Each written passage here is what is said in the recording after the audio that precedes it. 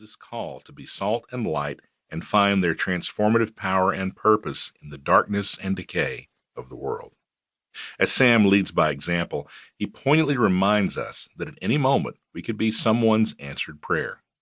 All that's needed is that we find the courage to say yes to small steps of faith and show up authentically just as we are, in all our vulnerability, brokenness, and imperfection, so that we might bring healing to a broken world. I have no doubt that as you make your way through this book, you will feel renewed, invigorated, and inspired to courageously say yes to whatever work of love Jesus is calling you into next.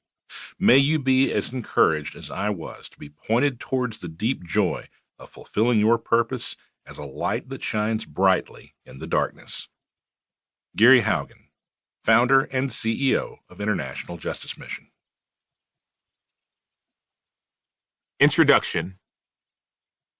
Heat is a powerful force with some amazing qualities. It brings out the best and worst in things. Let me explain. When gold or silver is put into a crucible over a fire, the impurities, known as dross, rise to the top. When faced with extreme heat, these precious metals are purified, cleansed. Nothing about the metal's essential makeup changes, but the impurities in them are brought to the surface. These impurities are then removed, leaving behind pure silver, precious gold. America is in a crucible right now. You might be too.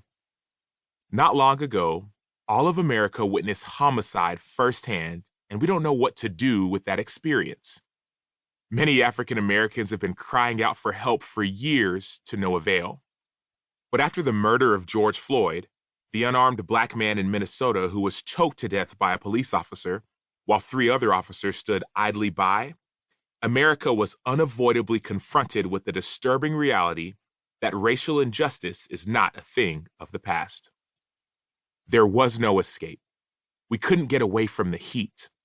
And we are still living in that country-defining moment. The impurity of racism, an evil that has existed in the fiber of American history ever since slaves were first brought over in 1619, has now risen to the top. And now that we see it, it's time to remove it. This book, at its core, is about taking things that are broken, systems, situations, people, and working toward making them whole. Sometimes that brokenness is on the outside, cities, countries, and the communities in which we live, work, and play. Other times, that brokenness is within. And until we address the things that break our hearts, the things that bring us pain, we won't be able to do what we were put on this earth to do. What breaks your heart? What brings you joy? When do you feel shame? Everything you want is on the other side of these questions. I have a friend who's working on changing the world, but he needed a little help. And then he got it, or so he thought. He had a conversation with someone who possessed the exact thing he needed to make the change he wanted to see. They were on board to help, but they backed out at the last minute. Their text message read, "Thanks so much, but after further consideration, I will be unable to participate. I'm praying for you." My friend was frustrated. Don't just say you're praying for me when you're literally the answer to my prayers. You are the answer to someone's prayers. Your actions, your ears, your words, your feet, your beliefs show up. I heard a saying from a coach: you follow with your feet.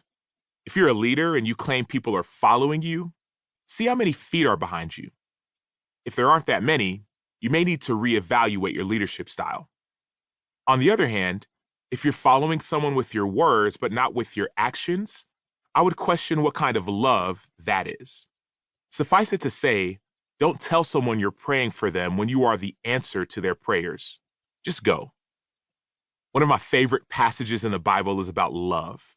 It's likely one you've heard before. Love is patient. Love is kind. It does not envy. It does not boast. It is not proud.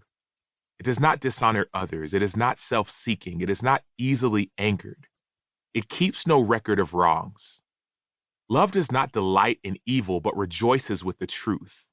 It always protects, always trusts, always hopes, always perseveres. Love never fails.